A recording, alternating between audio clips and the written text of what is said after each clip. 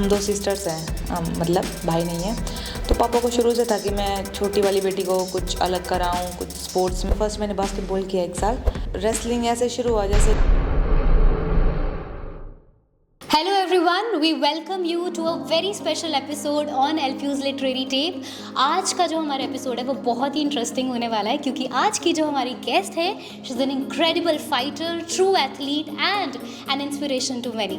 Ladies and gentleman, please welcome Nisha Dahiya, a proud LFU student, Indian wrestler and has made her mark to the Paris Olympics 2024।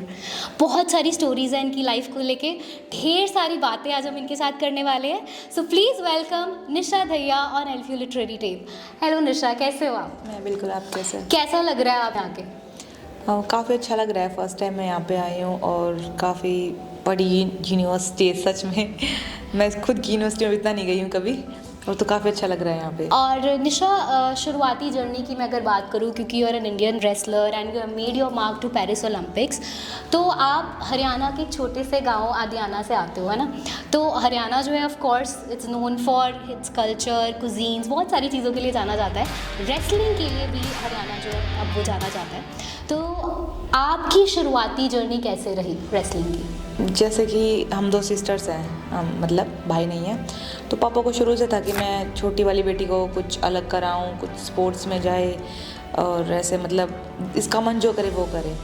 तो फिर मेरे को hostel में छोड़ दिया था, मतलब स्पोर्ट्स का था पूरा स्कूल, जिसमें काफ़ी सारे गेम थे। फर्स्ट मैंने बास्केटबॉल किया 1 साल। तो फिर रेसलिंग ऐसे शुरू हुआ जैसे जो मेरे पार्टनर्स थे, मेरे फ्रेंड्स थे, वो सब रेसलर्स थे। तो उनके साथ जाने लगी। मुझे कम से कम 2 हफ्ते के बाद पता चला कि मैं रेसलिंग शुरू कर दिया है। अरे वाह! तो फिर पापा ने भी परमिशन दे दी कि ठीक है, रेसलिंग अच्छा गेम है, क्योंकि पापा को लगता था कि मैं इंडिविजुअल जो भी गेम है वो मैं चूज़ करूँ। तो फिर घर वालों की तरफ से भी परमिशन था कि रेसलिंग में कर सकती हूँ। तो फिर मैंने रेसलिंग शुरू मतलब किया। घर पे भी अच्छा माहौल था, सब सपोर्टिव थे? हाँ, काफ़ी सपोर्टिव। मेरे पेरेंट्स ने मुझे खुद बोला था गेम करने के लिए। क्या बात फैमिली है। मेंबर बहुत सपोर्टिव रहे मेरे लिए हमेशा। दैट्स रियली ग्रेट, है ना? तभी एक एथलीट को एक पुश मिलता है। और अगर मैं बात करूँ, आप एक प्रोफेशनल एथलीट हो, फिर आपकी एक पर्सनल लाइफ भी है, तो आपका एक टिपिकल डे कैसा रहता है? Like how does your typical day goes like?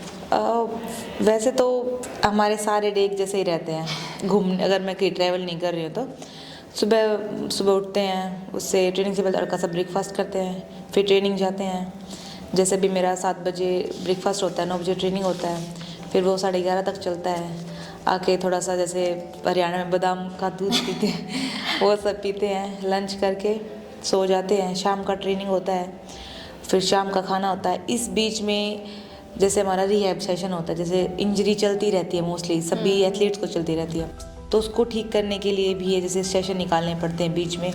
Training है, फिर रिहैब है, फिर ट्रेनिंग है, फिर रिहैब है, और बीच में अपना रेस्ट टाइम। इससे ज़्यादा कुछ नहीं है। तो पर्सनल Rest जिंदगी के लिए कोई जगह नहीं है, नहीं। But that's good. बहुत इंटरेस्टिंग आपकी जो है जर्नी रही है।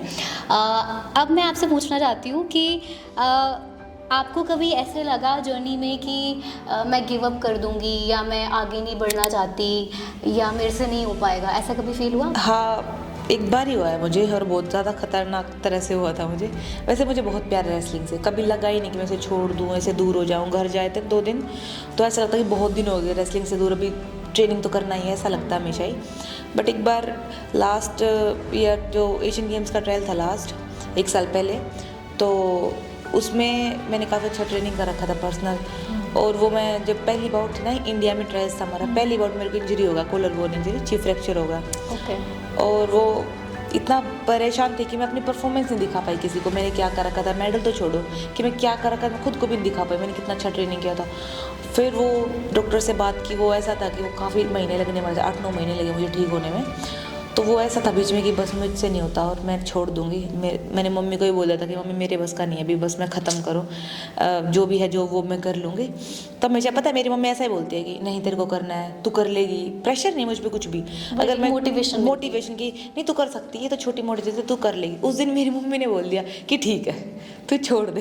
अच्छा, मम्मी ने बोल दिया कि मैं इतना परेशान थी, इतना रो रही थी। तो फिर वो मम्मी की बात मुझे लग गई, मेरी मम्मी कैसे बोल सकती है कि एक मम्मी ही तो है जो पीछे से बिलीव करती है कि हाँ तू कर सकती है। फिर मैं कहा मम्मी तू मत बोल ऐसे मैं बोल दूँगा, पर आप मत बोलो। फिर मैं सोचा लास्ट बार अब की आखिरी बारी में ट्राई करूँगी, अब की बार सब कुछ मतलब दे देना 100% जो भी कुछ है मेरे पास।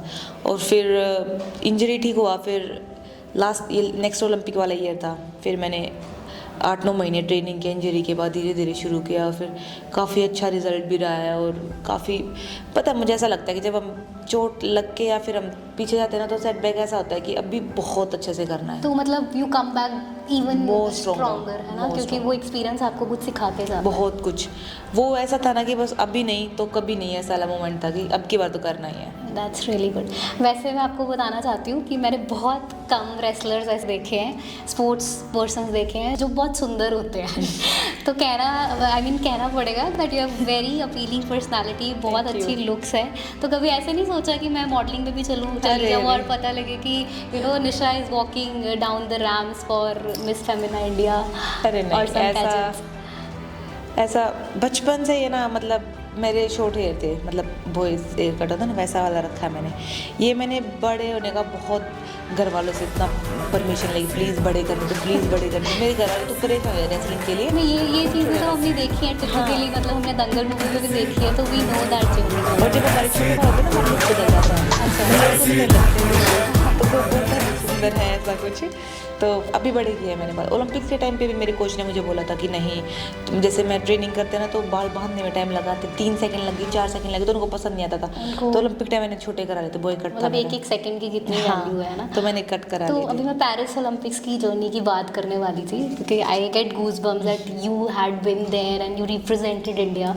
तो वो जर्नी कैसे रही, वहाँ तक पहुँचने की जर्नी कैसी रही आपकी? जैसे मैंने बताया ना, जैसे वो इंजरी के बाद वो ऐसा मतलब माइंड सेट हो गया था कि अभी तो मुझे जितना बन पड़ेगा मैं करूँगी।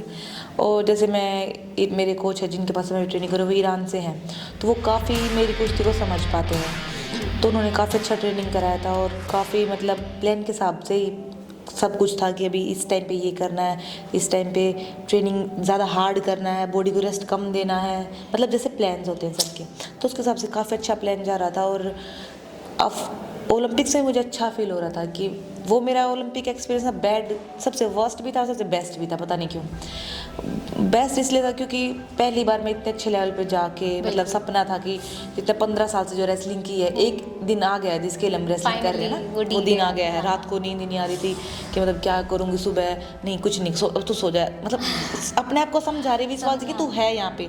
मन कई बार विश्वास नहीं करता है। और तो फिर नेक्स्ट डे जो मेरी बॉडी थी मुझे बहुत अच्छा लग रहा था, इतना अच्छी फॉर्म में थी, कोई प्रेशर नहीं था। और मैं मतलब रेसलिंग भी अच्छा खेला मैंने मेरे हिसाब से, कि काफ़ी अच्छा था, अटैक्स अच्छे जा रहे थे, प्रेशर फील था।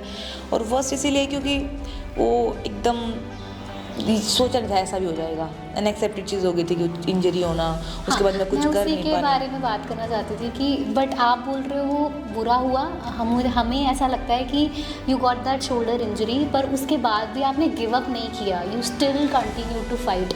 तो वो एक्सपीरियंस कैसा रहा, मतलब वो कैसे आपने उस चीज़ पे कंट्रोल किया? मैंने बताया जैसे इतने दिन में वो दिन आया था कि अभी के चाहे ऐसा भी बोल दो ना कि उम्र भर मेरा हाथ काम नहीं करेगा, वो मुझे मेडल मिल जाए तो वो भी कहीं ना कहीं वर्थ इट ही लगेगा मुझे तो। और जब वो पहले सब अच्छा चल रहा था, जब वो इंजरी हुआ ना तो मुझे लगा कि इतना नहीं है, लेकिन वो डिसलोकेशन था, पूरा हाथ निकल गया था मेरा। तो उन्होंने फिर ऐसे चढ़ा देते जो फिजियोज होते हैं साथ में, उन्होंने ऐसे पुल किया तो एकदम से सही हो गया था। पर वो मतलब समझ रहे हो, वो मसल टूट जाती है, फट जाती है, ऐसा था। तो हाँ, तो फिर मैंने दोबारा रेसलिंग शुरू किया कि मेरे को ऐसा था कि पॉइंट बहुत डिफरेंस है, मैं 30 सेकंड कैसे भी करके निकाल लूँ, नेक्स्ट बाउट के लिए मैं पेन किलर्स ले लूँगी, मैं कैसे भी रेडी हो जाऊँगी। हाँ, बट अभी के लिए मैं 30 सेकंड निकाल लूँ। बट वो बहुत ज़्यादा था। वो जब अपोनेंट को पता चल जाता है ना कि अभी ये चोट में, तो वो एग्रेसिव हो जाते हैं बहुत ज़्यादा। हाँ, तो वो बहुत एग्रेसिव हो गई थी। उसके बाद फिर से डिसलोकेशन हो गया, दोबारा से हाथ निकल गया।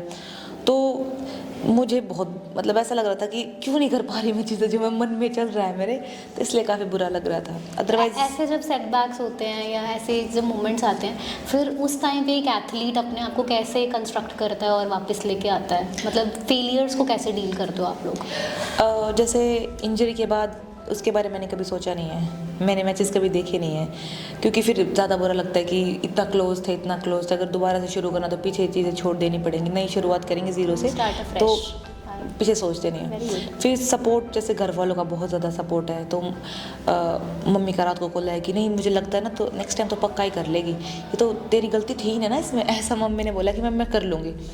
2 घंटे के बाद मैं रोई भी नहीं थी, उसके बाद आज तक नहीं रोई हूँ मतलब।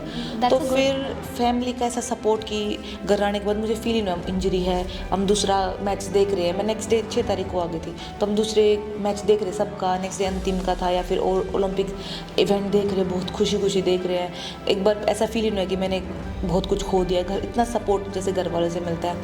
फिर जैसे टीम सपोर्ट है, मेरे कोच का सपोर्ट है, न्यूट्रिशन, फिजियो, डॉक्टर्स का, तो ये सब एक स्पोर्ट टीम वर्क होता है ना, तो फिर इतना फील नहीं होता है हमें। तो ऐसे टीम वर्क जब साथ चलता है ना तो काफ़ी अच्छा तो रहता अच्छा है। लगता है। आपकी कोई बिगेस्ट इंस्पिरेशन इस जर्नी में, अदरवाइज नॉट इन रेसलिंग, वैसे भी कोई स्पोर्ट्स एथलीट आपको लगता है, या नॉट इन स्पोर्ट्स वैसे भी? मुझे ऐसा लगता है कि जैसे जो इंस्पिरेशन होते हैं ना वो जानने से बनते हैं। जैसे मैं साक्षी मलिक के साथ रहती हूँ, हाँ। 5-6 साल मैं उनके साथ रही हूँ, एक रूम में रही हैं, तो मैंने काफ़ी क्लोज से देखा, मैंने उनके अप एंड डाउन्स देखा है। मेमोरी रही हो आपकी? उनके साथ रोज़ ही मेरा फेवरेट था, जैसे हम साथ में रहते थे, सुबह उठना, साथ में ट्रेनिंग पे जाना, फिर आके मैं उनको बताती आज मेरे साथ ट्रेनिंग में ये हुआ, तो बताती कि ऐसा नहीं करना है, ऐसा करना है, ऐसे रहना है, ऐसे अगर ट्रेनिंग ख़राब हो जाए तो कैसे रहना है, वैसे सब वो डेली रूटीन था हमारा। तो मैं बहुत मिस करती हूँ कि अभी उन्होंने रेसलिंग मतलब छोड़ दिया है और मैं उनके बाद कैंप भी नहीं लगा हमारा, तो मुझे ऐसा लगता है कि उनके बिना मैं कैसे रहूँगी। और उनके मैंने ना जब ओलंपिक्स में इकलौती मेडलिस्ट है आज भी वो, तो एक टाइम आया था जब वो इंडिया में हार रहे थे, कई बार हार गए थे, तो वो मैंने देखा है कि ओलंपिक मेडल लेने के बाद जब टूट जाते हैं तो उन्होंने कैसे अपने आप को संभाला है। मेरे सामने वो हर रोज़ रोते थे ट्रेनिंग में कि क्यों नहीं हो पा रहा है, कि अगर नहीं एक की बार नहीं हुआ तो रेसलिंग छोड़ दूँ। उनको डर था कि रेसलिंग छोड़ दूँ तो फिर क्या करूँगी, लेकिन फिर उनका कॉमनवेल्थ में उस टाइम गोल्ड आया था, जो लास्ट कॉमनवेल्थ था, तो इंस्पायर है मेरे लिए। मैं तो देखा, आंखों से देखा, फील कर पा रही थी मैं तो कि क्या हुआ है। तो मुझे ऐसा लगता है जब साक्षी दी क्लोजली देखा। हाँ कि ओलंपिक मेडल के बाद अगर इतना डाउन हो के इतना अच्छा कर सकते हैं तो फिर हम तो बहुत छोटे हैं। Exactly. अच्छे से करेंगे। बिल्कुल बिल्कुल। अब हम बहुत ही, हमारा इंटरेस्टिंग सेगमेंट रहता है शो का, विच इज़ रैपिड फायर। तो मैं आपको कुछ रैपिडली जल्दी जल्दी से कुछ सवाल पूछूंगी और आपको उनका जल्दी जल्दी से Okay, रैपिडली ठीक है। जवाब देना, ठीक है? तो आप रेडी हो? Okay. Your favourite wrestler other than Sakshi Malik, male wrestler? Male wrestler Sushil पहलवान जी। मॉर्निंग ट्रेनिंग्स अच्छी लगती हैं कि इवनिंग ट्रेनिंग ज़्यादा अच्छी लगती है? Morning. Morning trainings. Favourite cheat meal, खाना तो पसंद हो गई आपको, हाँ। What is your favourite cheat meal कि आज कोच ने बोला हो कि या खा लो? मुझे स्पाइसी फूड बहुत पसंद है, स्पाइसी में कुछ भी, burger, pizza. If not wrestling, which other sport would you have pursued? अगर रेसलिंग नहीं करते तो क्या चूज़ करते? स्पोर्ट्स तब मुझे बास्केटबॉल पसंद था, बट अभी आके देखती हूँ तो मुझे ऐसा लगता है कि बॉक्सिंग। सो थैंक यू निशा, बहुत ही इंटरेस्टिंग जो थी आपके साथ हमारी बातचीत रही। आई होप बहुत सारे लेसन्स हमने सीखे, बहुत सारी इंस्पिरेशनल स्टोरीज सुनने को मिली। Thank you so much, it was wonderful to have you with us today. Thank you so much.